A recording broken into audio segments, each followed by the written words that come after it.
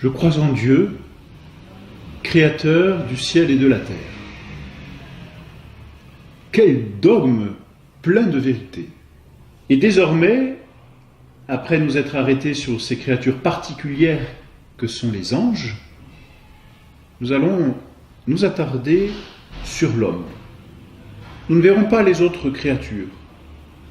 Nous parlerons de l'homme d'abord, pour cette simple raison que Dieu s'est fait homme, comme nous le verrons plus tard.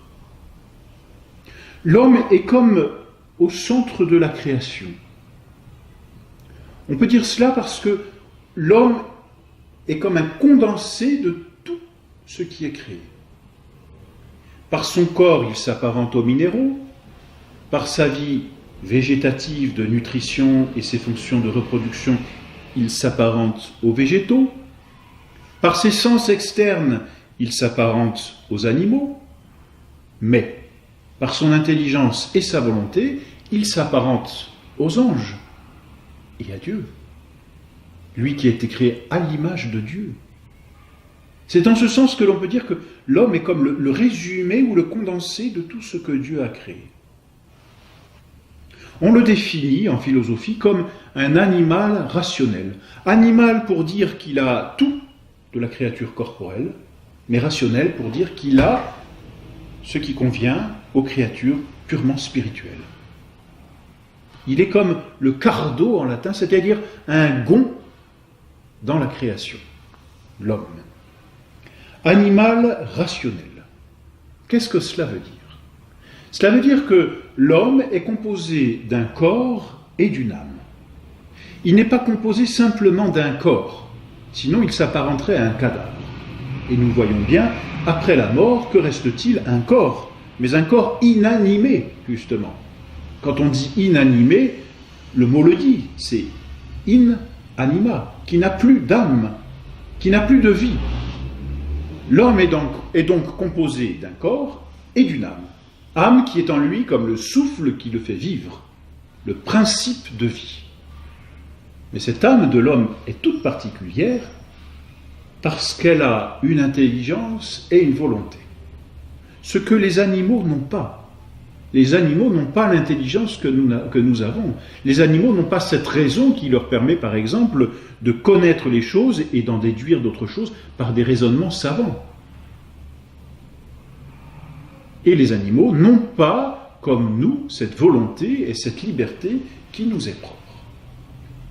Donc nous sommes composés d'âme et de corps. Mais nous sommes un aussi. Cette âme et ce corps composent certes l'homme, mais dans une certaine unité. On dit bien « je » quand on parle de soi, ou « nous », mais dans un pluriel de majesté, et non pas dans un pluriel de composition, à moins peut-être d'être schizophrène. Mais nous disons « je » parce que nous avons bien conscience que notre corps et notre âme ne font qu'un. Lorsque j'agis avec mon corps, je dis bien c'est moi qui le fais. Et lorsque j'agis avec mon âme, je le fais avec tout moi-même. La preuve, c'est que même un travail intellectuel long devient fatigant pour le corps. Cela manifeste bien cette interaction et cette unité qui existe entre le corps et l'âme. Nous sommes donc composés d'un corps et d'une âme qui forment un tout.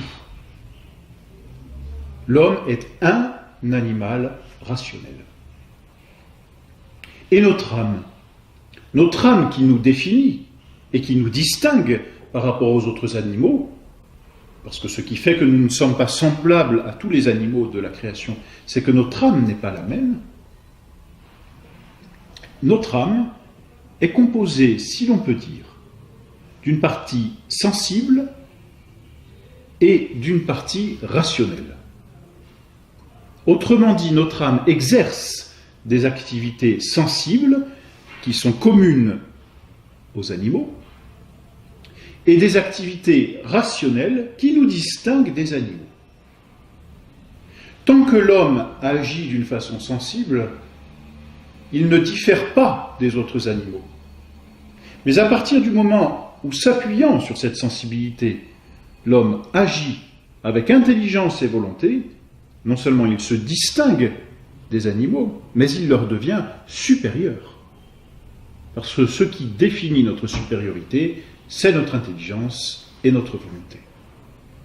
L'homme a donc une sensibilité commune aux animaux, sensibilité par laquelle il peut connaître, ce sont les 5 sens externes que nous connaissons, la vue, l'ouïe, l'odorat, le goût et le toucher, auxquels d'ailleurs s'ajoutent ce que l'on appelle 4 sens internes qui ne sont pas répartis dans l'extérieur du corps ou sur la surface du corps, mais qui sont à l'intérieur, et ce sont le sens commun, l'imagination, l'estimative et la mémoire. L'homme a donc ses facultés de connaissance sensible, et tout comme les animaux, il a aussi un appétit sensible, par lequel il se dirige vers un objet qui l'attire, ou par lequel il se sépare d'un objet qui lui répugne. Et cet appétit sensible engendre en l'homme 11 passions, c'est-à-dire 11 ressorts, 11 réactions de notre âme face à un objet, bien ou mal. Et nous connaissons ces passions, l'amour, le désir, la joie, la haine, la fuite, la tristesse, l'espoir et le désespoir, la crainte et l'audace, et enfin la colère. Tout cela nous rend semblables aux animaux. Mais par-dessus cette capacité ou cette action sensible, l'homme a une activité rationnelle qui le distingue des animaux. Il a une intelligence qui lui permet de connaître non pas simplement les individus tels qu'ils se présentent à nous, mais la nature même de l'individu. Autrement dit, quand je vois un homme, non seulement je vois cet homme-là, Pierre, Paul, Jacques ou Jean, qui est devant moi, mais à travers cet individu, j'aperçois, j'entrevois sa nature de façon commune. Et je dis c'est un homme. Cela, c'est un mécanisme de l'intelligence qui me permet de le dire.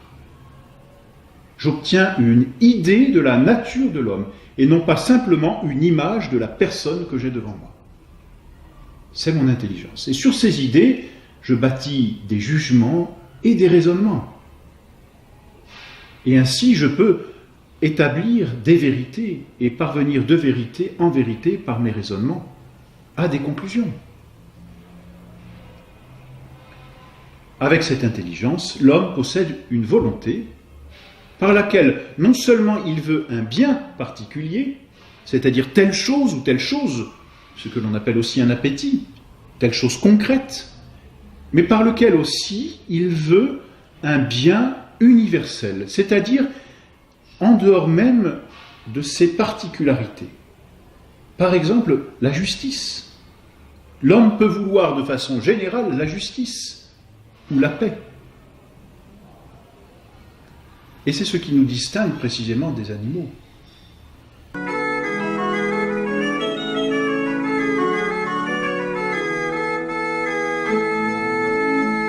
Voilà donc ce qui fait la nature de l'homme. À cette volonté, ou sur cette volonté, on pourrait dire d'une certaine façon que se greffe la liberté. C'est-à-dire que la liberté, c'est cette même volonté qui veut un bien, mais pas un bien qui est une fin dernière. C'est un bien qui est comme un moyen. C'est cela la liberté. La liberté, c'est toujours la même faculté que la volonté de désirer quelque chose, mais de le désirer comme le bon moyen qui va me permettre d'obtenir une fin. C'est la liberté. L'homme a une liberté. Voilà donc ce qui caractérise l'homme, ce qui définit l'homme.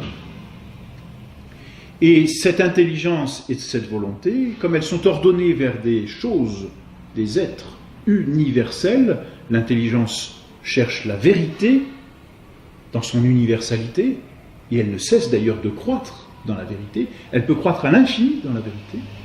De la même façon, la volonté veut le bien de façon universelle. Eh bien, cette capacité qu'a l'intelligence de se tourner vers l'universel fait qu'elle est immortelle. C'est-à-dire qu'elle peut subsister en dehors des conditions du temps et de l'espace. L'âme de l'homme est immortelle en raison même de son intelligence et de sa volonté. Par nature, l'âme de l'homme est immortelle. Voilà donc la nature de l'homme, créature absolument merveilleuse, condensée de la création, et qui résume, si l'on peut dire, tout ce que Dieu a créé.